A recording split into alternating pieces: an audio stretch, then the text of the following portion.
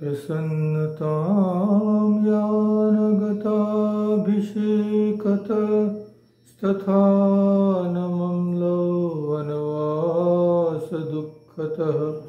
मुखाम्बुज श्रीरघुनन्दनस्य मे सदास्तु सा मंजुलमंगलप्रदा। रघुकुल को आनंद देने वाले श्री रामचंद्र जी के मुखारविंद की जो शोभा, राज्याभिषेक की बात सुनकर भी न तो प्रसन्नता को प्राप्त हुई और न ही वनवास के दुख से मलिन ही हुई, वह मुख कमल की छवि मेरे लिए सदा सुंदर मंगलों को देने वाली हो।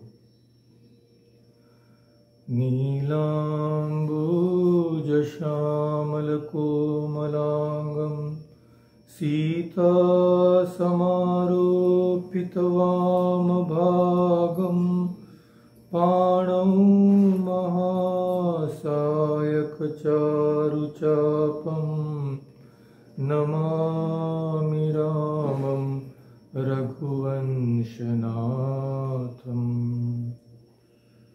नील कमल के समान श्याम और कोमल जिनके अंग हैं, श्री सीता जी जिनके वाम भाग में विराजमान है और जिनके हाथों में अमोघ बाण और सुंदर धनुष है, उन रघुवंश के स्वामी श्री रामचंद्र जी को मैं नमस्कार करता हूँ।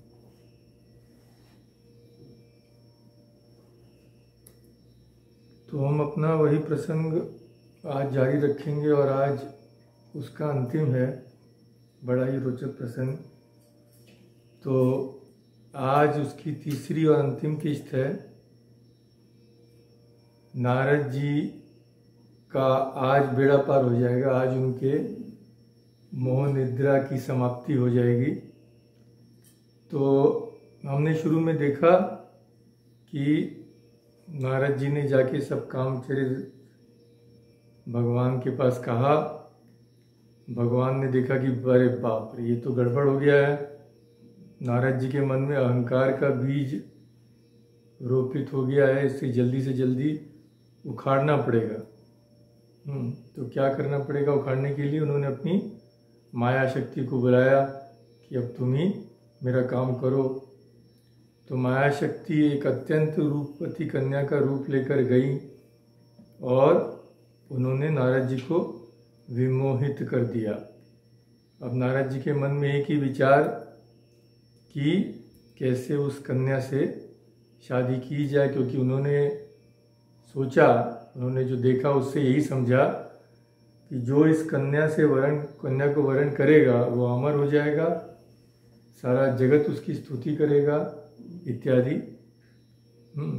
तो वे गए और किसी के पास नहीं, भगवान के पास ही गए। यह बात हमने पहली बार देखी कि नारद जी बच गए। कैसे बचे? क्योंकि इन सब मोह के बीच में भी उन्हें ये स्मरण रहा कि मेरे सच्चे हितैषी अगर हैं तो एक ही हैं। मोरे हित हरि सम नहीं को, तो जाना है तो भगवान के पास ही जाना है। और जब भगवान के पास गए तो एक और बात बहुत ही महत्वपूर्ण उनके मुख से निकल गई। सब कुछ बोला उन्होंने, आप अपना रूप दे दीजिए इत्यादि इत्यादि, पर अंत में ठीक बात बोल दी। क्या? जेहि विधि नाथ होई हित मोरा, करहूं सो बेगी दास मैं तोरा। तो मैं आपका दास हूं, जिस तरह से मेरा सच्चा हित हो वही करिए। तो भगवान ने कहा भाई ठीक है, पर नारद सच्चा हित किसमें है तो मैं जानता हूं और मैं वही करूंगा, चिंता मत करो। पर नारद जी इस गूढ़ बात को समझ नहीं पाए। तो अब यहां से चालू करते हैं, इसके पहले तक तो हो गया है। माया बिबस भय मुनि मूढ़ा, समुझी नहीं हरि गिरा निगूढ़ा। तो माया के वश थे तो भगवान की वाणी बड़ी गूढ़ थी, उसको समझ नहीं पाए। तो फिर क्या करे? गवने तुरत तहाँ ऋषिराई, जहाँ स्वयंवर भूमि बनाई। एकदम जोर से चल चल के स्वयंवर के भूमि पर गए कि भाई जल्दी से जाए, नहीं तो कन्या का और किसी से विवाह न हो जाए। तुरंत गए, मन में बड़ी उतावली लगी है। और क्या कहा इसमें, गवने तुरंत तहाँ ऋषि राई, माने ऋषियों के भी राजा, ऋषियों में सर्वश्रेष्ठ। तो ऋषि राई का भाव है कि ये नारद जी वाल्मीकि और व्यास के भी आचार्य हैं। इनके समान तो कोई है नहीं। तो जब माया ने इनकी यह दशा कर डाली, तब हम किस गिनती में। तो और एक बात है कि नारद जी इस समय स्वयंवर में जा रहे हैं राजकुमारी से विवाह करने। तो स्वयंवर में सब राजा ही राजा होते हैं, इसीलिए देवर्षि नारद न कह के उन्हें ऋषिराज कहा कि वे भी एक राजा हैं, आध्यात्मिक जगत के राजा हैं। तो खैर नारद जी पहुंच गए और अब वहां का दृश्य देखते हैं।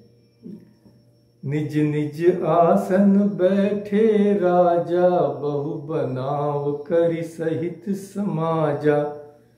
मुनि मन हर्ष रूप अति मोरे, मोहि तजी आनि बरहि न भोरे। तो निज निज आसन, अपने अपने आसन में सब राजा बैठे हैं सज धज कर। बहु बनाव करी, बहुत तरह से सज धज कर बैठे हैं। और मुनि मन हर्ष, मुनि के मन में, नारद जी के मन में बहुत आनंद हो रहा है, बहुत प्रसन्न है। क्यों प्रसन्न है? क्योंकि उन्हें भगवान से कहा था अपना रूप आप मुझे दे दीजिए। तो भगवान ने तो ना नहीं की थी ना, भगवान तो बोले थे मैं तुम्हारा हित करूंगा। अब हित किसमें ये नारद जी नहीं समझ पाए, तो वे समझे बस अब तो कोई प्रॉब्लम ही नहीं है, भगवान का रूप मेरे पास है।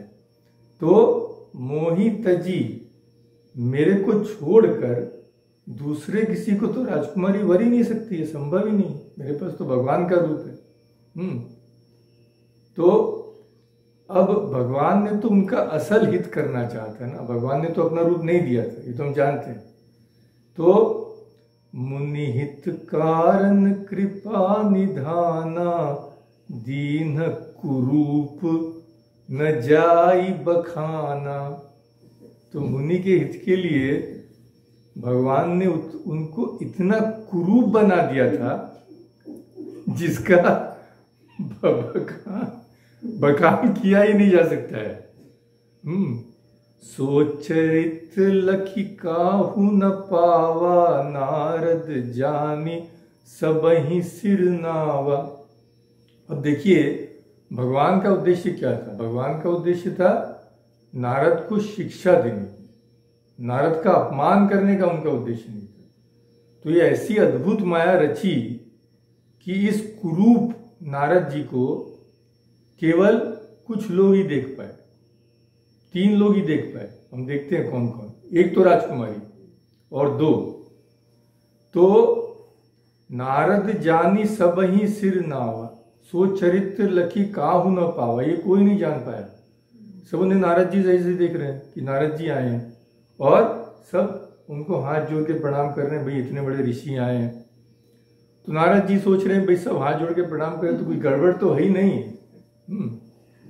अब एक तो राजकुमारी ने उनका वो रूप देखा जो हम बाद में देखेंगे, और 2 लोगों ने देखा। किसने? रहे तहां दुई रुद्र गण, ते जानहि सब भेऊ, विप्रवेश देखत फिरही, परम कौतुकी तेऊ। तो रुद्रगण थे वहां पे 2, रुद्र यानी शिवजी के रुद्रगण। अब शिवजी ने कहा था नारद जी को, भैया मेरे को तो बता दिया और किसी को मत बताना। तो नारद जी तो उल्टे सोचने के शिव को मेरे से ईर्ष्या हो गई है। तो रुद्रगणों को ये बहुत खराब लगा, हमारे स्वामी का इस तरह अपमान किया जा रहा है। तो वो लोग आए थे मजा देखने। तो ते जानई सब भेऊ, भेऊ माने भेद, वह ये रुद्रगण सब भेद जानते थे और वो देख रहे थे नारद जी को क्या असल में क्या रूप मिला है। तो वो कैसे आए थे? रुद्र वेश में नहीं आए थे, नहीं तो घुसने कौन देगा उनको। विप्रवेश देखत फिरे, विप्र नहीं ब्राह्मण, तो वे आए थे ब्राह्मण के वेश में और फिर ही परम कौतुकी थे, वे घूम रहे थे, मजा देख रहे थे। और अब ये सबसे बड़ा मजा उनको देखने मिला कि नारद जी इतना भयंकर रूप लेके वहां पे बैठे हैं। तो विप्रवेश देखत फिर ही, भाई नारद जी जब कैलाश से आए तो ये उनके साथ साथ सब जगह गए, और विप्रवेश में, ताकि कोई उनको रोक न ले। अब इसके बाद देखते हैं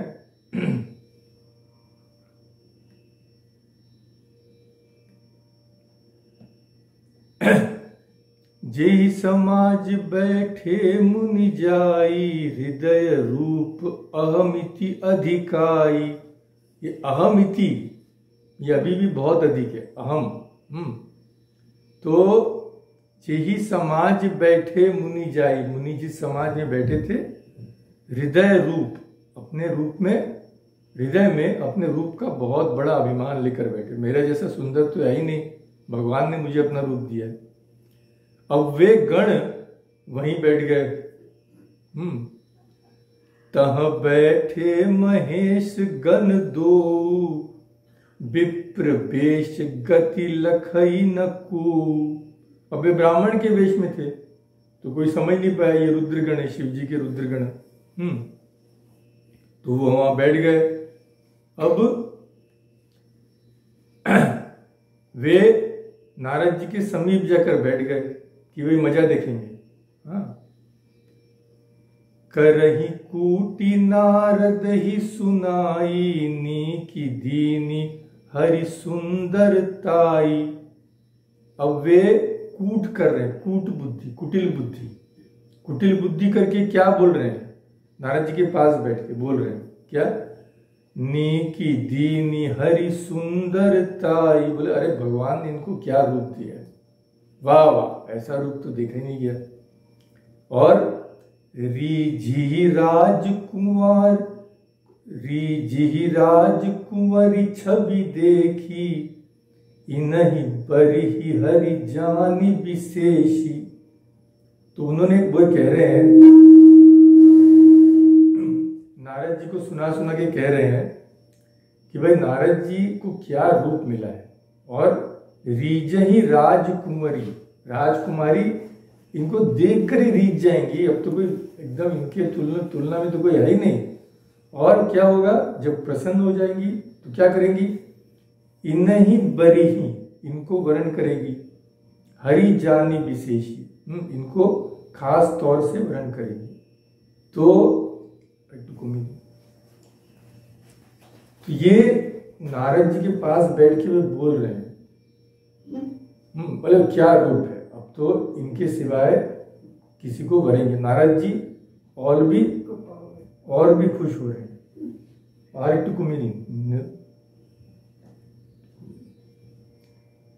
तो मुनि मोह मन हाथ पराए, हसही शंभुगन अति सचुपाए। मुनि मोह, मुनि के मन में मोह हो रहा था। क्यों? मन हाथ पराए, उन्होंने मन अपना बेच दिया था। मन तो दूसरे के हाथ में दे दिया था। किसके हाथ में? माया के हाथ में दे दिया था। और हसही शंभु गण अति सचु पाए, और शिव जी के गण बहुत मजा ले रहे थे, प्रसन्न होकर हंस रहे थे। देखो अभी इसकी क्या दुर्दशा होगी। जदपि सुनि मुनि अटपटी बानी, समुझी न परई बुद्धि भ्रम सानी। अब नारद जी सुन रहे हैं कि ये लोग हंस रहे हैं, बोल रहे हैं, मेरे बारे में शायद कुछ बोल रहे हैं, पर बुद्धि भ्रम सानी, उनकी बुद्धि तो भ्रम से ढक गई है, तो कुछ समझ नहीं पाए। वे समझ रहे हैं कि भाई मेरी बहुत प्रशंसा हो रही है। तो और भी खुश हो रहे हैं। फिर काहू न लखा सो चरित विशेषा, सो स्वरूप नृप कन्या देखा।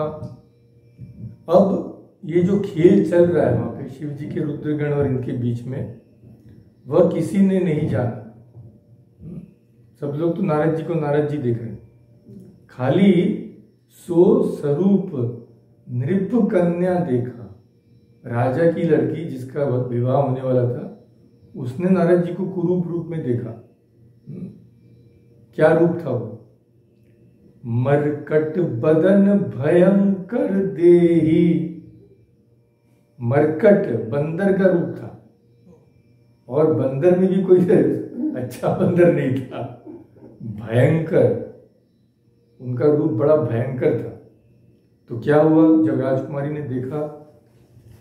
देखत हृदय क्रोध भाते, बहुत क्रोध हुआ उसको, राजकुमारी को क्रोध हुआ। तो भयंकर देह देखकर भय होना चाहिए था राजकुमारी को, सो नहीं हुआ, क्रोध हुआ। क्यों? क्योंकि हो सकता है नारद जी उसके तरफ घूर घूर कर देख रहे हो, भाई अब आई, हाँ, एक टक दृष्टि लाके देख रहे हो। तो राजकुमारी को गुस्सा होगा कि भाई ऐसे कौन देख रहा है। तो या फिर ऐसा सोचा होगा कि ये मुझे समझता क्या है, ऐसा कुरूप रूप कर, ये तो मेरा ही अपमान है ना कि ऐसा भयंकर रूप लेके स्वयंवर में है। इसने सोचा कैसे कि मैं ऐसे बंदर के रूप वाले से विवाह करूंगी, ये सोचकर भी क्रोध आया होगा। अब फिर क्या हुआ? सखी संग ले कुंवरी तब, चली जनु राज मराल। देखत फिरई महीप सब, कर सरोज जयमाल। तो सखी अपनी सखियों को लेकर राजकुमारी चली, और अपने हाथों में जयमाला लिए, उस माला को लिए राजाओं को देख देख कर घूमने लगी।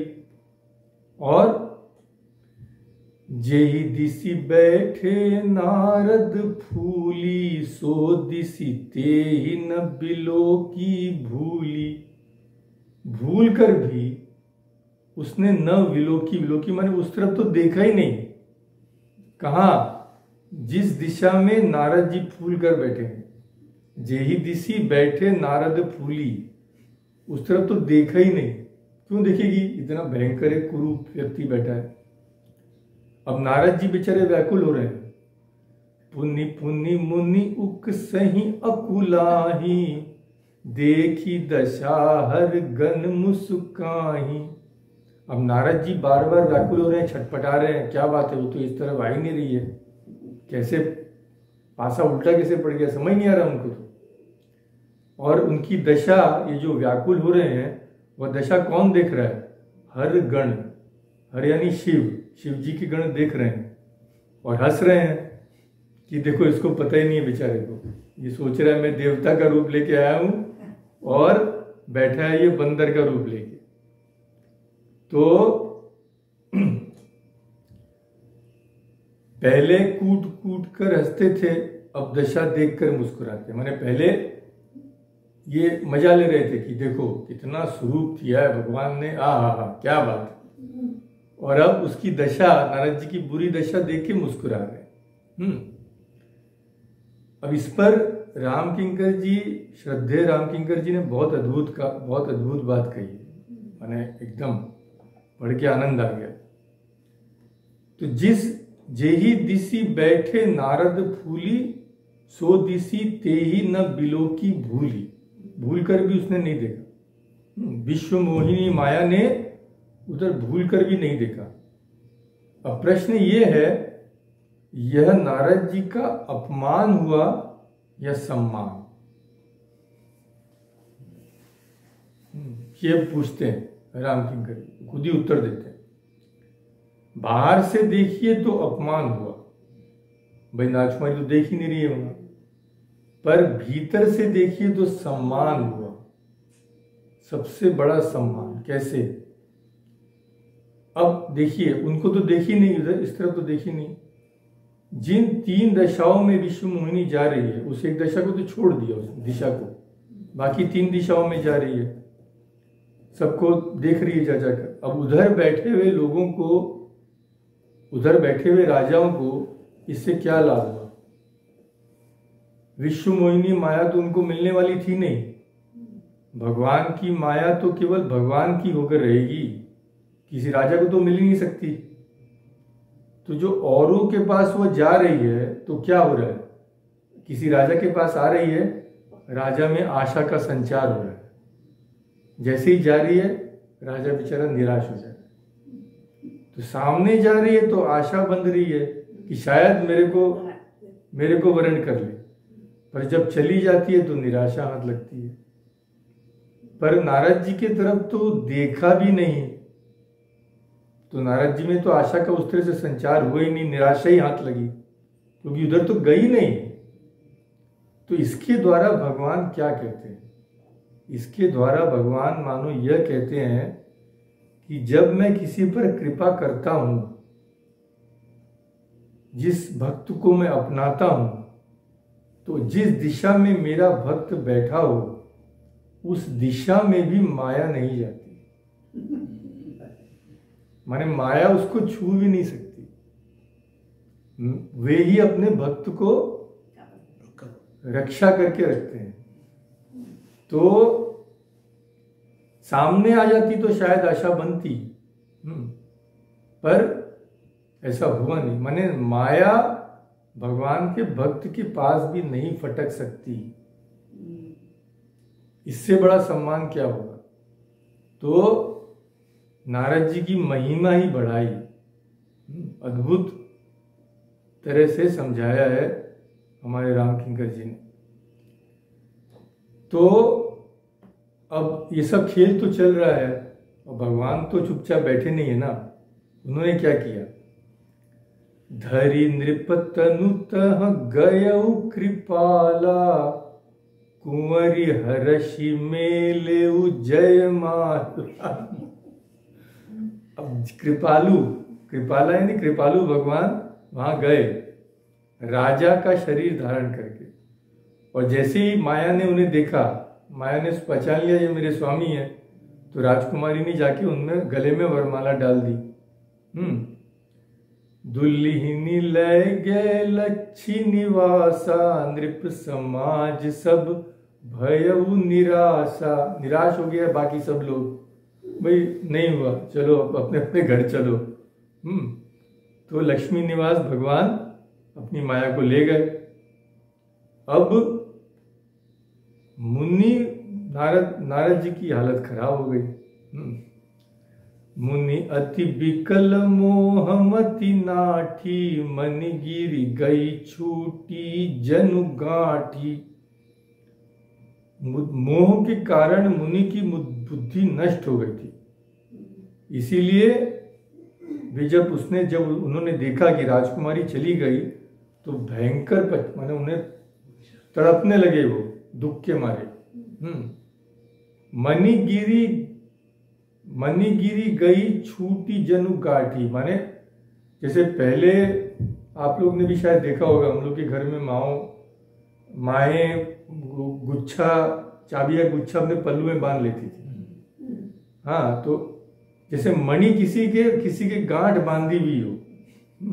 पहले तो बटुआ उटुआ रहता नहीं था ना, सिक्का विक्का हुआ भाई साड़ी में गांठ में बांध के ले गए। तो समझ लीजिए गांठ में कुछ बांध लिया है आपने और वो गिर गया, यानी क्या? अपनी चीज है वह चली गई। तो जब ऐसा होता है तो मनुष्य व्याकुल हो जाता है कि नहीं? नारद जी वैसे ही व्याकुल हो गए। तो बात ये थी कि नारद जी तो मान बैठे थे कि ये तो मेरे को ही वरेगी, तो उन्हें लगा कि मेरी चीज चली गई हाथ से, उनकी चीज कभी थी नहीं।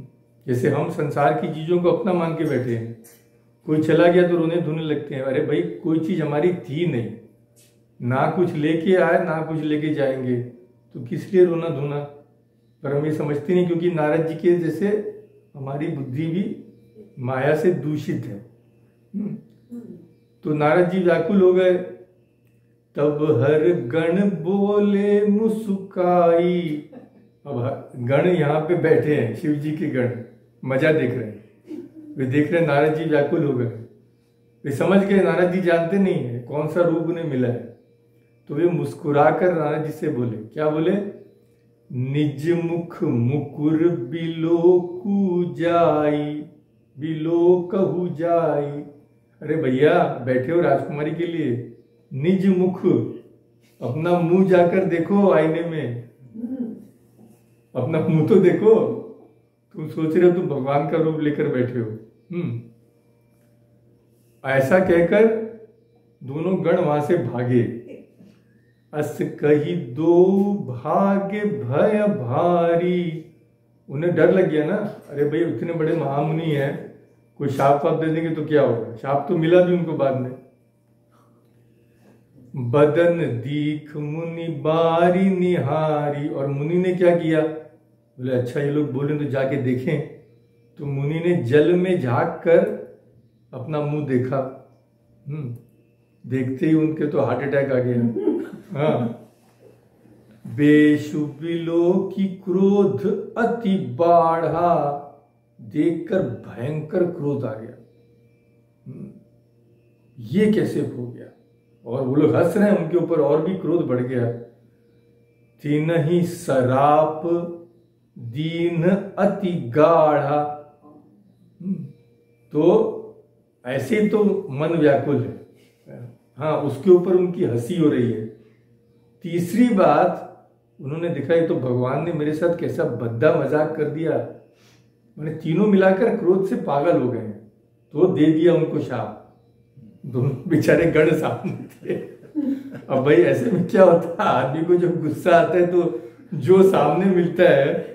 हाँ, ऑफिस में आए, ऑफिस में बॉस से झाड़ खाकर आए, घर में आके निकाल दिए किसी के ऊपर। तो दो गण सामने थे तो नारद जी निकाल दी अपनी भड़ास पूरी उन पर। एक दे दिया उनको जबरदस्त शाप। क्या शाप दिया? हो निशाचर जाई तुम कपटी पापी दो, हसे हु हमी सो ले हु फल, बहुरी हसे मुनि केऊ को मुनि को। तो तुम निशाचर राक्षस हो जाओ, क्योंकि तुम कपटी और पापी हो। हंसे हु हम ही, मेरे ऊपर हंस रहे हो। सो लेहु फल, इसका फल लो, उसका मजा चखो। क्यों? बहुरी हंसे हूं मुनि को। इसके बाद किसी मुनि की हंसी तुम मत करना, मत करो, करोगे नहीं। तुमको ऐसी शिक्षा दूंगा, अब करोगे नहीं। तो तुम निशाचर हो जाओ, नहीं राक्षस हो के जन्म लो। दोनों कपटी और पापी हो। कपटी हो क्यों? तुम मेरे भद्दे रूप को तुम जानते थे और तुम पास में बैठे बैठे क्या बोल रहे थे? अरे वाह क्या सुंदर रूप है। हाँ, तो इस तरह से मेरी मजाक उड़ा रहे थे। अब जाओ, अब ये लोग बनेंगे रावण और कुंभकर्ण राक्षस। हाँ, तो फिर तो ये सब तो हो गया, शाप वाप दे दिया। फिर नारद जी एक बार और मुंह देखने गए कि भाई शायद कुछ इम्प्रूवमेंट हो गया। पुनि जल दीख रूप निज पावा। तो देखा उन्होंने पहले का रूप पा लिया। नारद जी ने अपने को नारद जी जैसा ही देखा। पर क्या हुआ? काम तो कुछ हुआ नहीं। तदपि हृदय संतोष न आवा। हृदय में तो संतोष नहीं हुआ, हृदय में तो आग लगी हुई है ना।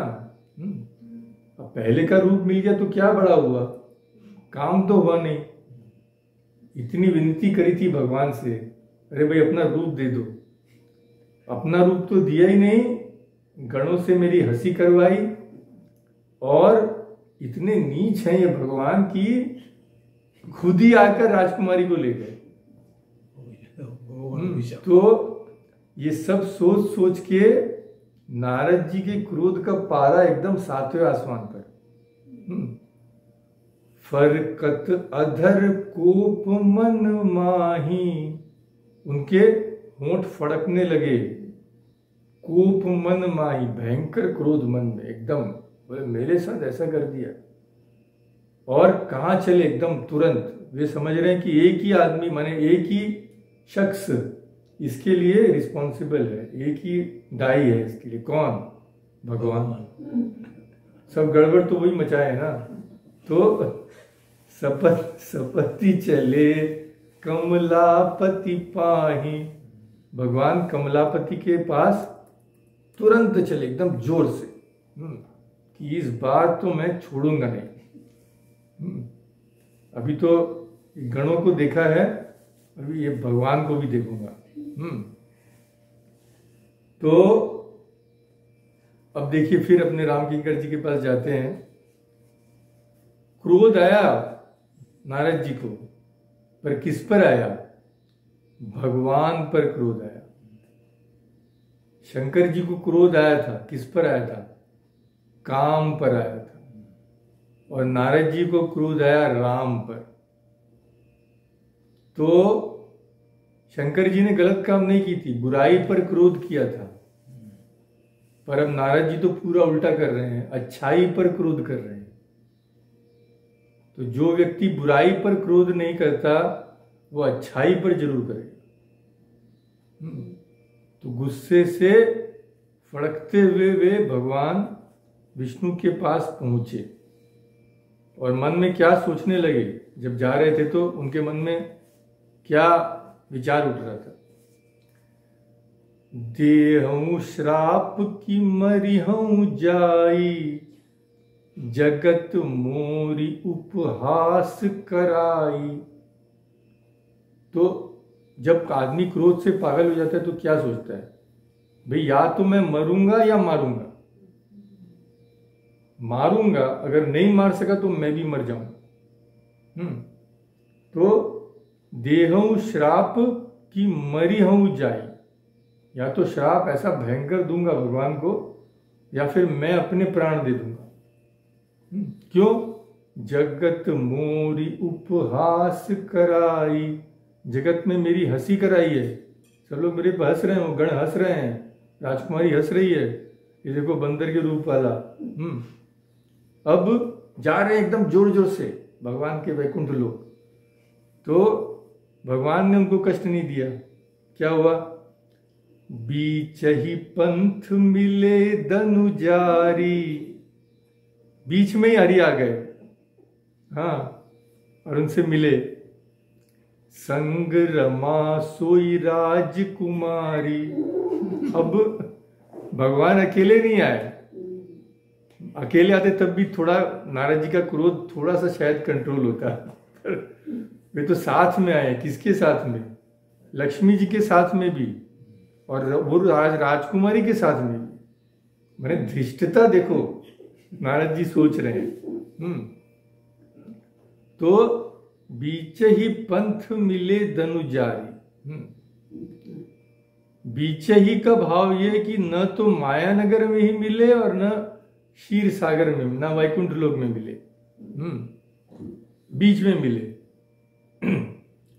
तो बीच में क्यों मिले? क्योंकि ये सब भगवान की लीला थी।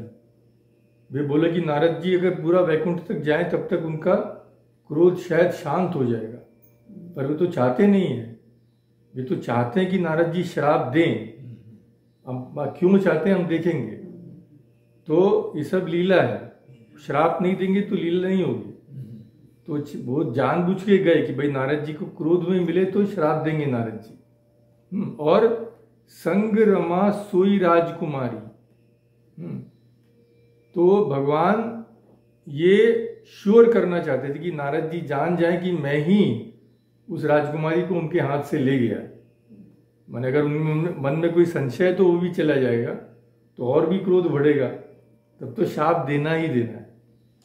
और भगवान आ गए बीच में और क्या बोले?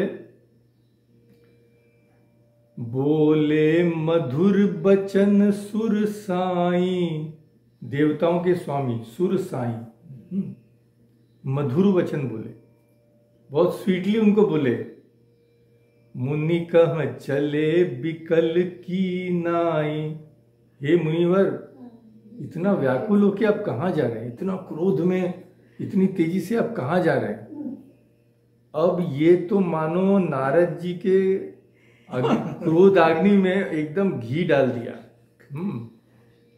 अच्छा, ये दुष्ट देखो, सब काम चौपट करके अब मेरे सामने बड़े हंस हंस के पोलाइटली, हाँ, बहुत ही विनम्र तरीके से मेरे को बोल रहा है। माने दुष्टता की भी लिमिट क्रॉस हो गई है, नारद जी सोच रहे हैं। तो सुनत बचन ना उपजा अति क्रोधा। अब एकदम क्रोध में पागल हो गए नारद जी। माया बस न रहा मन बोधा। मन में बोध सब चला गया, ज्ञान एकदम चौपट। क्योंकि पूरी तरह माया के वश में आ गए। क्रोध में मनुष्य को कोई आइडिया नहीं रहता है, कुछ भी बोलता है, कुछ भी बकता है।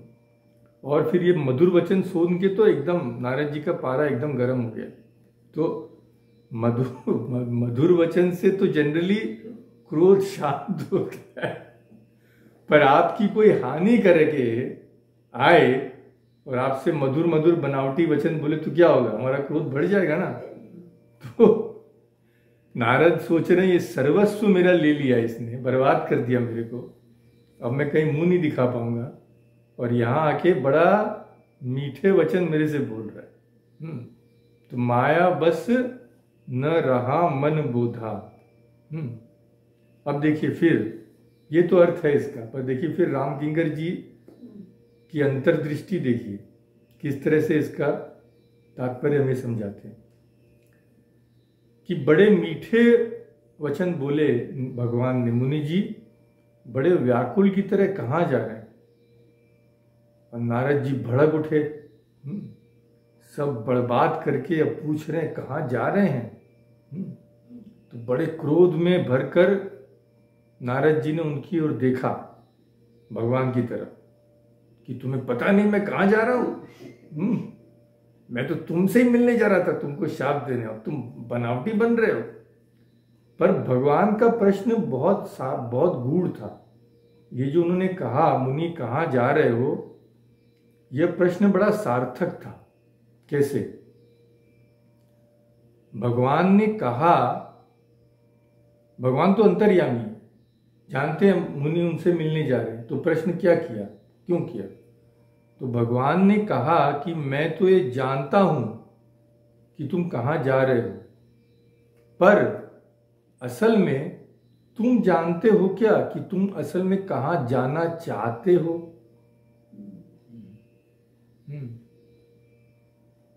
तो मैं तुमसे यह नहीं पूछ रहा हूं तुम कहां जाना चाहते हो, पूछ रहा हूं कि तुम कहां जा रहे हो।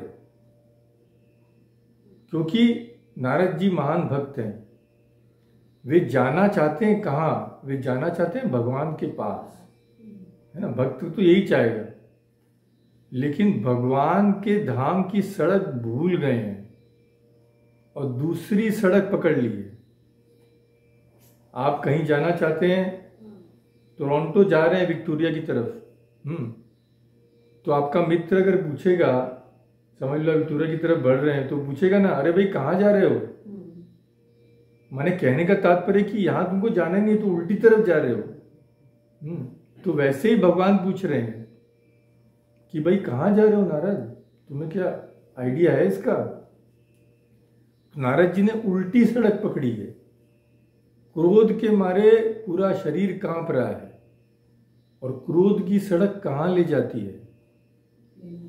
काम क्रोध मद लोभ सब नाथ नरक के पथ। गीता में भी कहा है, त्रिविधम नरकस्य द्वारम, 3 द्वार है, उसमें क्रोध भी है। तो ये जो तुम नरक क्रोध की सड़क पकड़े हो नारद, तुम कहाँ जा रहे हो? तुम्हें यहाँ नहीं जाना चाहिए। तो भगवान ने देखा कि नारद जी ने सड़क पकड़ी है, नरक वाली सड़क है, ये तो मेरे धाम तक नहीं ले जाती है। तो इस मार्ग से उन्हें दूसरे मार्ग पर ले जाना। इसीलिए भगवान ने पूछा, नारद तुम कहाँ जा रहे हो? पर नारद जी को ये सब समझने की अभी उनकी मन बुद्धि नहीं है। हाँ, तो नारद जी ने तो जैसे ही देखा भगवान को, बस अब इस पर पूरा मैं रुद्रगण पे तो थोड़ा सा निकाला ही, अब पूरी भड़ास निकाल दूंगा इस पे, भगवान पे। एक के बाद एक निंदा करेंगे भगवान की और शाप देंगे। अब निंदा सुनिए, क्या निंदा? पर संपदा सकहु नहीं देखी, तुम्हारे ईर्षा कपट विशेषी। शुरू कर दिए नारद जी, रुके नहीं एक सेकंड भी। क्या बोले? तुम्हारे हृदय में बहुत ईर्ष्या और कपट है, भगवान को बोल रहे हैं।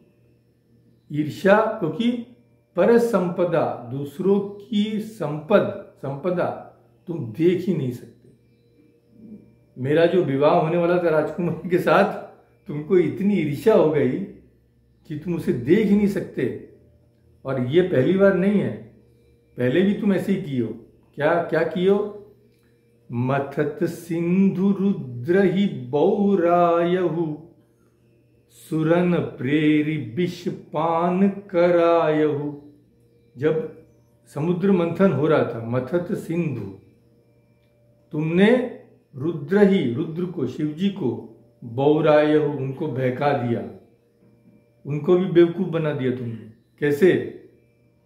सुरन प्रेरी, देवताओं को भेजा, देवताओं को भेज करके उन्हें बेवकूफ बना के उन्हें विष पिला दिया।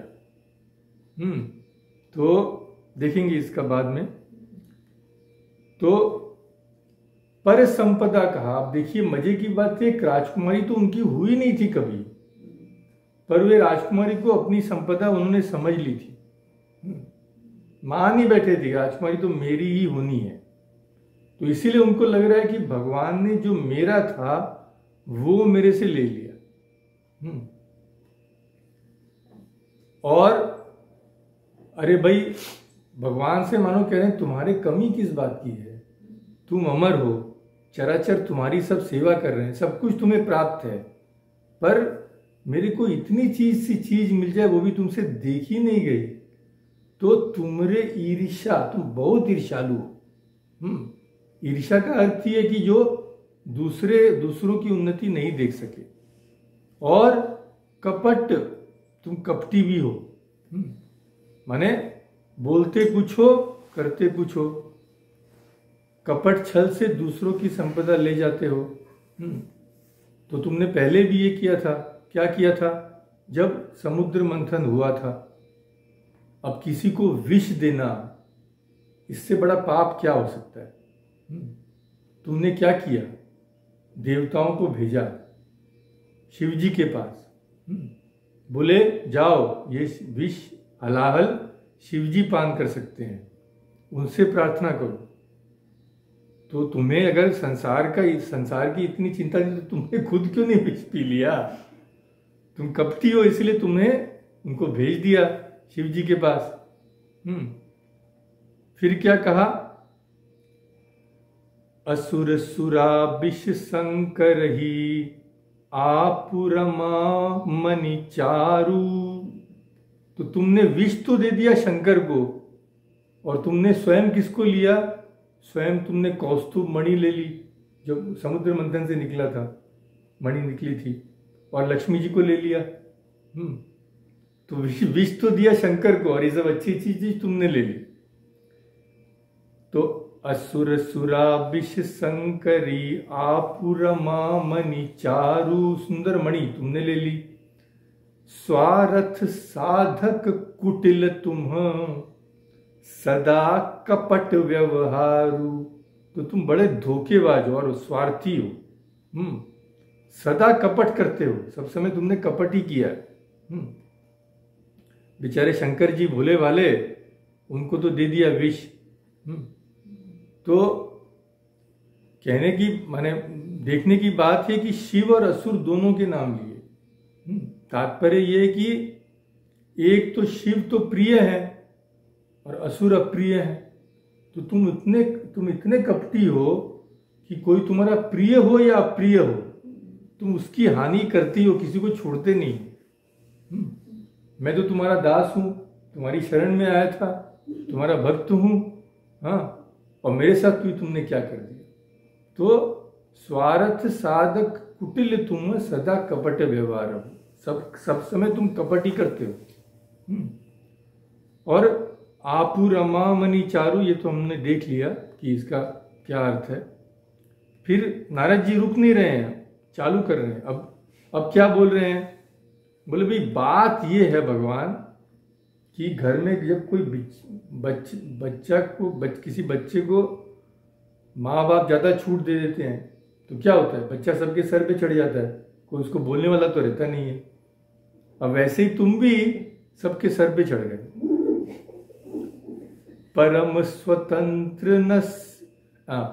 स्वतंत्र न सिर पर कोई, तुम स्वतंत्र हो, जो इच्छा कर सकते हो, सिर पर तो तुम्हारे कोई है नहीं, बोलने वाला कौन है तुमको? भावई मन ही करहूं तुम सोई, भावई मन, जो मन में भाता है तुम वही करते हो, तुमको कौन कंट्रोल करेगा? भले ही मंद ही भल करेहू, विस्मय हर्ष नहीं कछु धरऊ।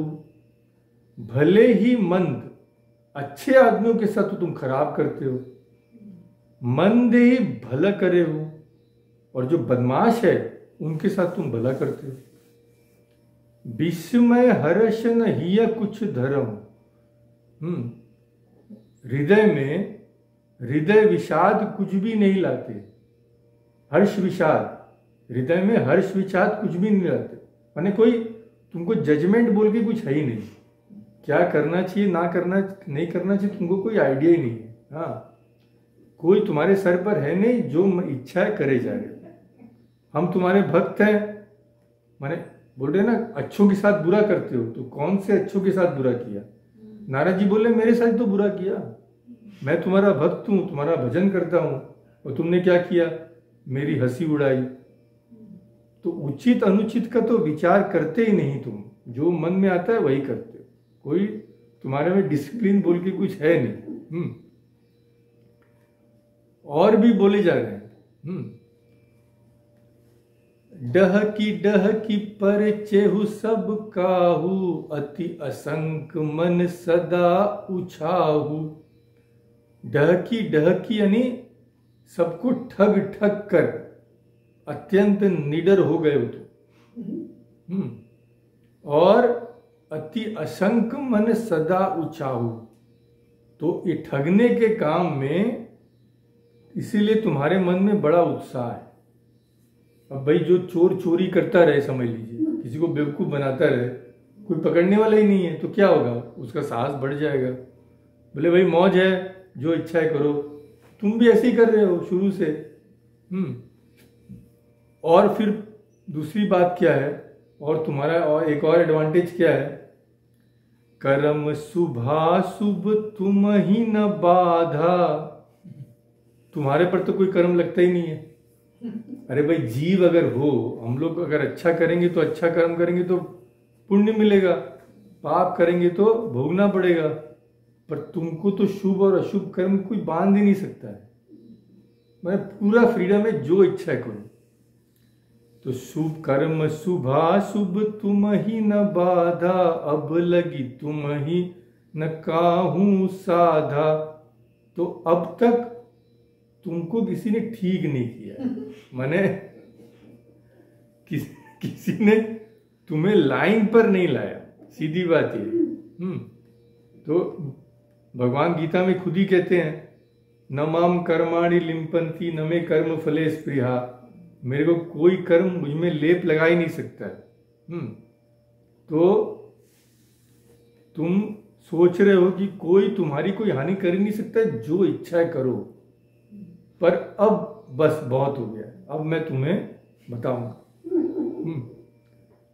भले भवन अब बायन दीन्हा, पाहुगे फल आपन कीन्हा। तो बायन यानी समझ लीजिए कोई उपहार, गिफ्ट।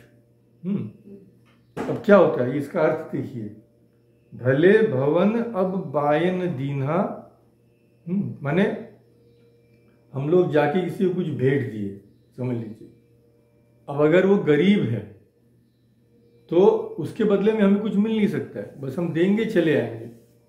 पर समझ लीजिए किसी अमीर के पास कुछ दिए तो कुछ पाएंगे, है कि नहीं, क्योंकि उसमें देने का सामर्थ्य है। तो नारद जी कहते हैं कि अब तक तुम क्या कर रहे थे, अब तक ये सब जो दे रहे हो कपट से, गड़बड़ सब चीज, विष दे रहे हो, ये सब दे रहे हो, ये सब गरीबों के घर पे दे रहे हो। अब शंकर जी बेचारे, उनके पास है क्या, नंगे धड़ंग रहते हैं, वो तुमको क्या देंगे। पर इस बार तुमने जो दिया है मुझे, भले भवन, अब ऐसे व्यक्ति को दिया है जो तुम पर वापिस वार करेगा, समर्थ है, मैं समर्थ हूं, तो पाहुगे फल, अब इस बार तुमको फल मिलेगा। इस बार तुमने ऐसे आदमी से पंगा लिया है, समझ लीजिए कि वो तुम्हें वापिस कुछ देने में समर्थ है। अब इसका तुम फल लो। क्या फल लो? बंचेहु मोहि जवनि धरि देहा, जिस देह को धर कर, बंचेहु मोहि, तुमने मुझे ठगा। वो राजा के वेश में गए ना, वहां तो नर मनुष्य के वेश में गए, तो बोलते हैं जिस नर का रूप धरकर तुमने मुझे ठगा, सोई तनु धरहु श्राप मम एहा। अब जाओ, उसी शरीर को तुम प्राप्त हो। बहुत शंख चक्र गदा लेके अहंकार में पागल हो और सब जाएगा तुम्हारा।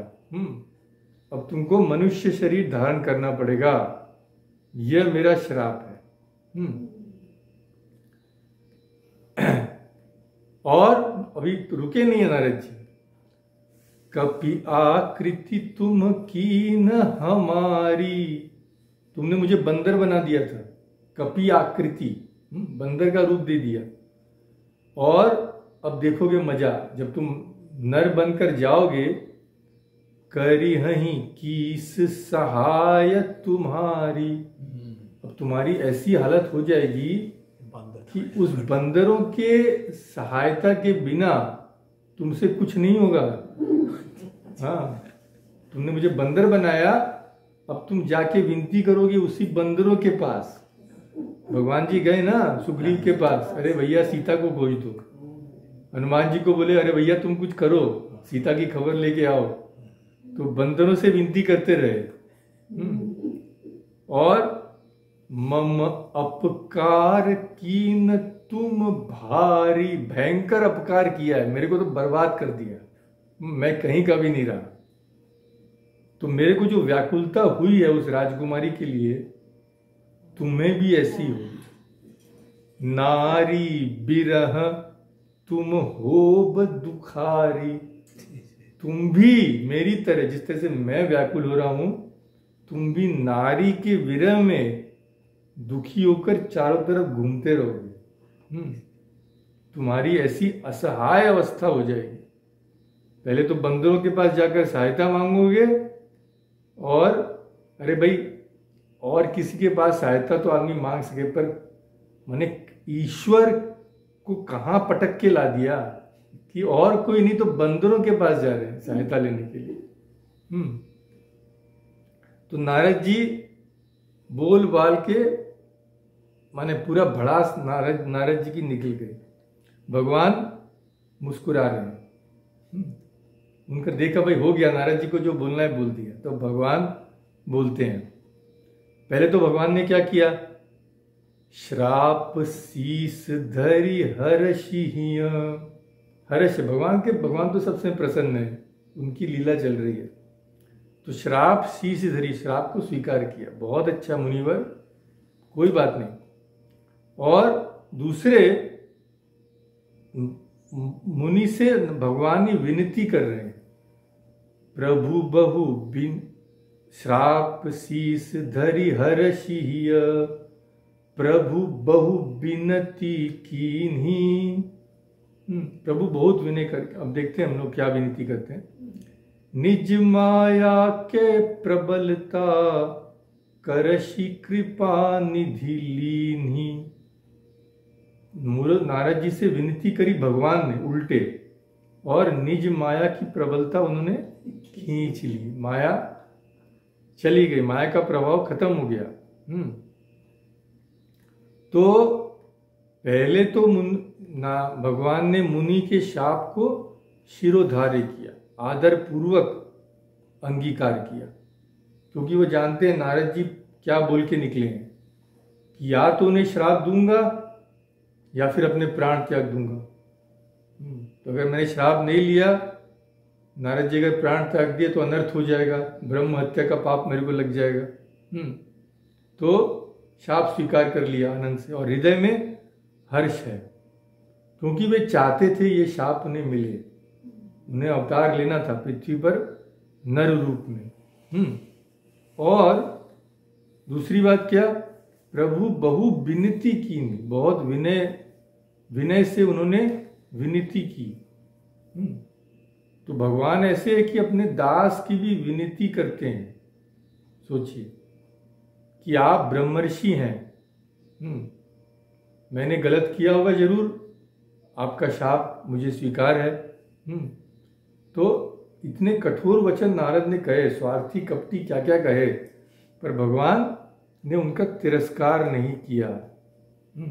देखिए कि भाई नारद जी को अभी भी भयंकर क्रोध है और कुछ गड़बड़ नहीं कर दे, इसीलिए उन्हें शांत करने के लिए बहुत विनती की और माया की प्रबलता को खींच लिया, क्योंकि भगवान के अलावा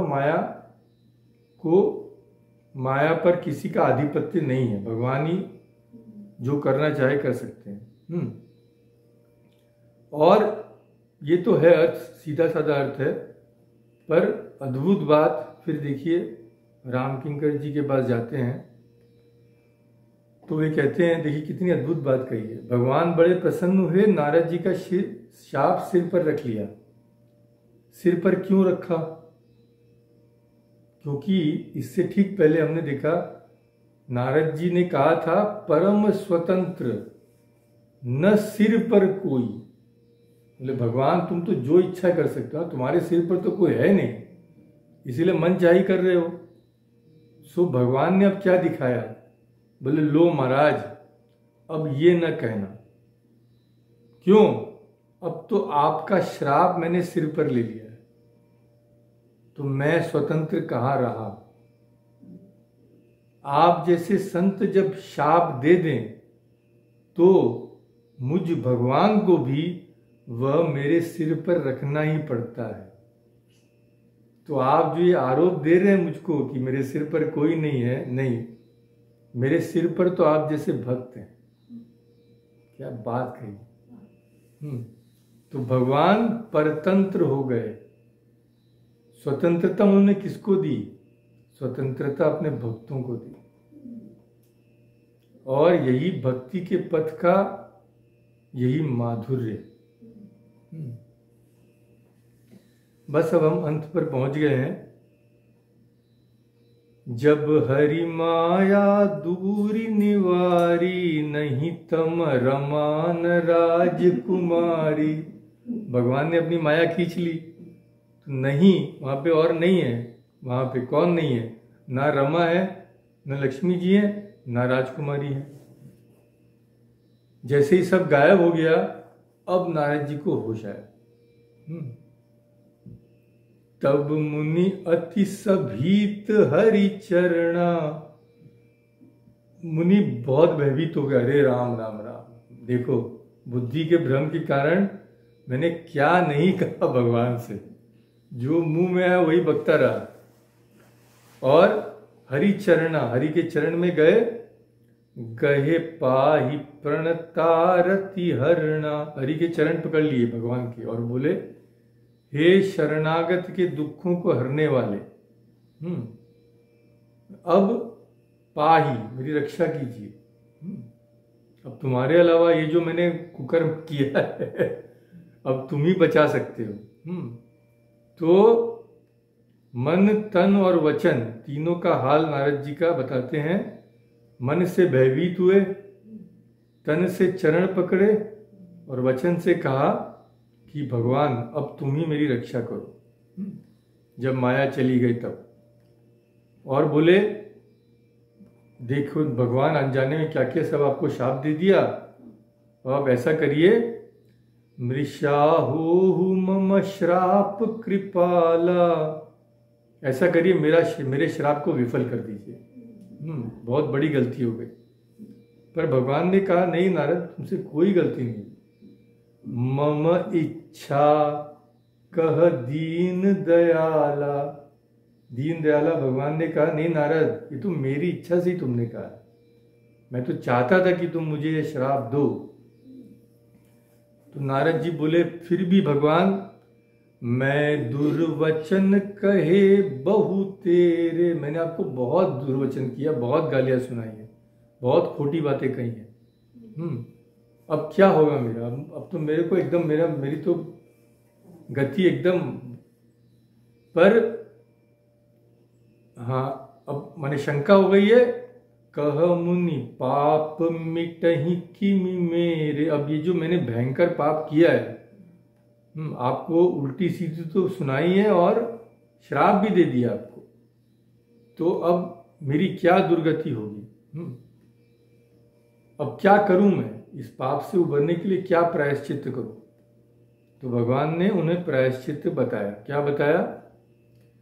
जपहु जाई शंकर शतनामा, जाओ भगवान शंकर जी के शतनाम का जप करो, होई ही हृदय तुरंत विश्राम, तुम्हारा हृदय तुरंत शांत हो जाएगा। को नहीं शिव समान प्रिय मोरे, मेरे को शिव जी के समान प्रिय कोई नहीं है। और तुमने तो उनकी बात भी नहीं सुनी, उन्होंने कहा था, तुमने तो सुना नहीं। असि परितीति तजहु जनि भोरे, को नहीं शिव समान प्रिय मोरे, अस परितीति तजहु जनि भोरे। तो इस विश्वास को तुम भूल कर भी मत छोड़ना कि मेरे को शिव जी के समान कोई भी प्रिय नहीं है। तो जब नारद जी ने शिव जी की बात नहीं मानी तो क्या किया था उन्होंने भगवत अपराध किया था, क्योंकि शिव जी परम भागवत है।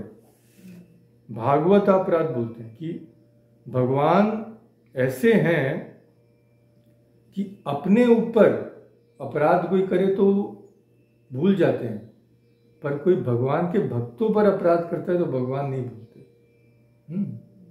तो हम जानते हैं कि एक पुराणों में कथा है कि दुर्वासा जी ने, भगवान के परम भक्त थे अम्बरीश, तो दुर्वासा जी ने उनके साथ कुछ अन्याय किया। अन्याय करने के बाद भगवान के पास गए, बोले भगवान बोले मैं कुछ नहीं कर सकता, तुमने मेरे भक्त का अपराध किया है, उसी के पास जाओ और क्षमा मांगो, है कि नहीं? तो नारद जी भी ने यही किया था, भगवान शिव जी की अवहेलना की थी।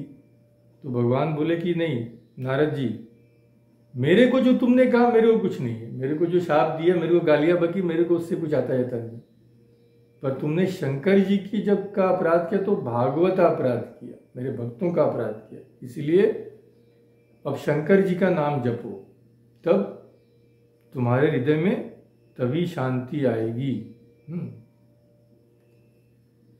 जेहि पर कृपा न करहि पुरारी, सो न पाव मुनि भगति हमारी।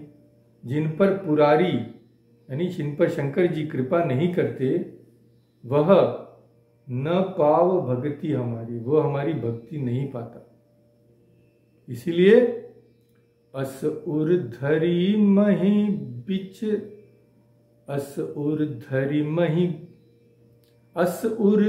मही बिचरहु जाई, अब न तुम्हि माया नियराई। ऐसा निश्चय करके हृदय में, उर्धरी अपने हृदय में ऐसा निश्चय करके, बिचरहु अब कहीं भी जाओ, अब तुम माया से मुक्त हो। अब न तुम ही माया नियर आई, अब माया तुम्हारे पास भी नहीं आई, अब तुम्हें कोई चिंता नहीं। तो बहुविधि मुनि प्रबोधि प्रभु, तब भय अंतर ध्यान, सत्यलोक नारद चले, करत राम गुणगान। ऐसा करके बहुविधि, बहुत तरह से, मुनि प्रबोधि, प्रबोधि मैंने उनको बहुत तरह से समझाया, उन्हें ज्ञान दिया। देखा जब काम हो गया है, नारद जी अब उनका अहंकार चला गया है, अंतर ध्यान हुए प्रभु, फिर चले गए अपने वैकुंठ धाम। और नारद जी भी सत्यलोक चले, ब्रह्मलोक चले। कैसे चले? करत राम गुणगान, भगवान राम का जाप करते करते, उनका गुणगान करते करते नारद जी भी चले। तो बस एक और बहुत ही सुंदर बात राम किंकर जी की सुनाकर हम अंत करते हैं। तो हमने पहले ही देखा कि नारद जी की दो वाक्यों ने उन्हें बचा लिया। एक कि मेरे हितैषी सच्चे भगवान ही, और दूसरी बात उन्होंने भगवान से कही क्या? मेरा जिसमें सच्चा हित हो वही कीजिए। तो इन दो चीजों के कारण नारद जी गिरने वाले थे, उनका सर्वनाश होने वाला था, पर वे बच गए। अब देखिए कितनी सुंदर तरीके से इसको समझाते हैं राम किंकर। कहते हैं पतंग तो जानते हैं, पतंग उड़ाते हैं तो एक कट जाती है पतंग, तो नीचे गिर जाती है। तो पतंग नीचे गिरती दिखाई देती है, पर अगर उड़ाने वाला चतुर हो और वो धागा अगर उसके हाथ में हो, पतंग का धागा, तो वो पतंग को नीचे नहीं गिरने देगा, उसे संभाल लेगा। पर यदि पतंग कट चुकी है, उड़ाने वाले के हाथ से अलग हो गई है, तब वह आकाश में भले ही कितनी ऊंची उड़ती दिखाई दे, उसका गिरना और नष्ट हो जाना अवश्यम भावी है। इसी प्रकार जो ईश्वर का दास है, ईश्वर के हाथों में जिसने समर्पित किया है खुद को, यानी क्या? जिसके जीवन का सूत्र, जिसके जीवन की रस्सी ईश्वर के हाथ में है, वह भले ही गिरता हुआ दिखाई दे, पर गिर नहीं सकता। भगवान उसकी रक्षा जरूर करेंगे। पर जो ईश्वर से विमुख हो गया है और अपने, यानी जो धागा कट गया है, जिसका ईश्वर से संबंध कट गया है, और अहंकार के द्वारा उनसे अलग होकर ऊपर उड़ रहा है, वो देखते ही देखते नीचे आएगा ही, उसका पतन होना अवश्यंभावी है। तो नारद जी बहुत नीचे गए, पर वे ये नहीं भूले कि वे भगवान से बंधे हुए, उनके सच्चे हितैषी भगवान ही, इसीलिए भगवान ने उनका कल्याण किया। भगवान ने जानबूझकर उन्हें बंदर का रूप दिया। ये भगवान की कृपा थी, क्योंकि उन्होंने, भगवान ने शायद सोचा अगर इसे सुंदर रूप दे दूं, इसे अगर सुंदर बना दिया इस समय, तो वह जीवन भर के लिए असल में बंदर बन जाएगा। क्यों? क्योंकि कामना उसकी नचाती रहेगी उसे। पर इसे अगर अभी बंदर बनाया तो ये जीवन भर के लिए सुंदर बन जाएगा। तो सुंदर बनाओ या बंदर बनाओ,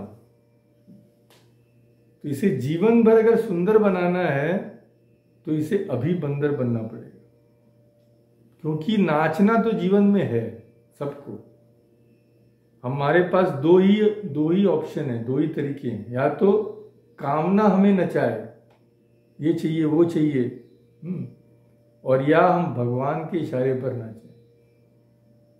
तो कामना आगे, कामना के संकेत पर हम नाचेंगे तो सर्वनाश है, और भगवान के संकेत पर अगर नाचे तो भगवत प्राप्ति हो जाए।